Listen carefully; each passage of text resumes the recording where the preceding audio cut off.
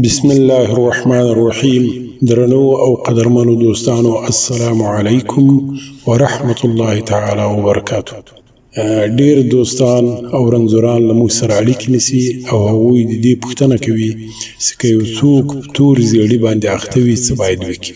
د دې لپاره کورنۍ ځینې طریقې دي، اسانه علاجونه دي چې پخوا همدغه علاجونه خلکو د همداسې مرضونو لپاره کول، خو اوس چونکې طب پرمخ تللی ده او علاجونه له ډاکټرانو سره وي، نو په دې اساس دې ته د خلکو شا ده. خو هغه څوک چې هغه په لرې پرتو سیمو کې وي او ښو متخصصو ډاکټرانو ته لاسرسی نه لري او یا یې وسایل او امکانات نه وي، د هغو لپاره موږ غواړو دا مشوره له تاسو سره شریکه کړو تر څو خلک استفاده ځینې وکړي. د پاپیته نه ده، دا یو قسم میوه ده، هغه تورې دانې لري، د خټکي شکل لري. د دې پاپیتې خوړل د زیړي د مریضانو لپاره ډیر ګټور ده چې هغه یوه اندازه باید په ورځ کې واخلي او ویې خوري. همداراز د ریحان یا د کشمالي یا خوشبویه پاڼې، دا پاڼې د یو څه د مولیو له شربت په شربت کې واچوي، یعنې مولی او دا پاڼې د ګډې سره وټکوي او یا د مثلا په اوبو کې ویشوي او هغه اوبه دې په ورځ کې 2 ګیلاسه یا 3 ګیلاسه څښي. د اوربسو په هکله باندې موږ تاسو ته ویلي وو چې اوربسې د زیړي لپاره ډېرې ګټې کوي. اوربسې تاسو کولی شئ چې 100 ګرامه اوربسې په 12 ګیلاسه اوبو کې تاسو ویشوئ د 15 دقیقو لپاره په نرم اور باندې، چې کله مراکته کې او یخ سوی چاڼ یې کړئ، اوربسې ځینې غورځارې کړئ، هغه اوبه په ورځ کې 2 ګیلاسه سهار، 2 غرمه، 2 ماښام دا څښئ. دا اوبه چې تاسو کومې جوړې کړي دا صرف تر 2 ورځو پورې کفایت کوي. که تر 2 ورځو واوړي خرابېږي، نو په 2 ورځو کې باید تاسو ختم کړئ.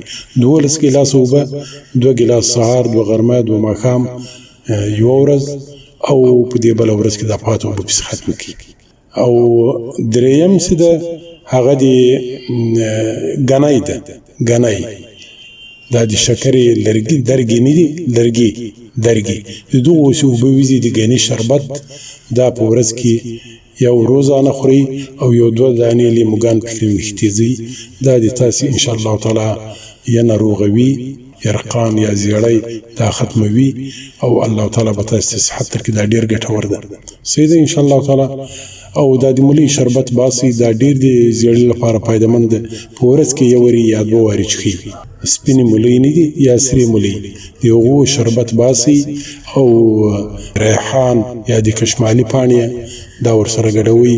که هغه نه وي بیا تاسې د نعنا پاڼې ورسره ګډوئ او دا څښئ انشاءالله تعالی چې الله تعالی به صحت درکړي. زه حکیم مولوي قدوسي له کراچۍ خبرې کوم. په دعاګانو کې مې یاد ساتئ. الله تعالی محافظ و ناصر سره.